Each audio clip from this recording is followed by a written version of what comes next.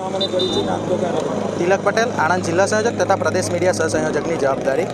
આજરોજ જીકાસ દ્વારા જે છેલ્લા 3 વર્ષથી આ પોર્ટલ બનાવવામાં આવ્યું, વિદ્યાર્થી પરિષદ 3 વર્ષથી અલગ અલગ માંગોને લઈને યુનિવર્સિટી ખાતે સરકારશ્રીને રજૂઆત કરતી આવી છે, પરંતુ સરકારશ્રી દ્વારા આનું કોઈ એક્શન લેવામાં આવતું નથી, જેથી વિદ્યાર્થી પરિષદ આજે સમગ્ર ગુજરાતની અંદર વિદ્યાર્થીઓને ન્યાય મળે તે માટે આંદોલનની ચીમકી ઉચ્ચારી છે. અમારી મુખ્ય 3 માંગો છે કે પ્રાઇવેટ યુનિવર્સિટીઓ જે બેફામ રીતે આજે વિદ્યાર્થીઓના રૂપિયા લૂંટી રહી છે, તો એ પ્રાઇવેટ યુનિવર્સિટીઓને પણ જીકાસની અંદર આવરી લેવામાં આવે, તથા બીજી અમારી એ માંગ છે કે જીકાસની અંદર જે મુખ્ય એમનું બનાવવાનું કારણ હતું કે વિદ્યાર્થીઓનો ડેટા સરકાર સુધી પહોંચે, તો આજે સરકારે એ પ્રાઇવેટ કંપનીને કોન્ટ્રાક્ટ આપીને પ્રાઇવેટ કંપની દ્વારા વિદ્યાર્થીઓને જે કોલેજમાં એડમિશન જોતે તે કોલેજમાં નહીં, પરંતુ બીજી કોલેજમાં એડમિશન મળે. 33 રાઉન્ડ જીકાસના પડે, જ્યારે ફર્સ્ટ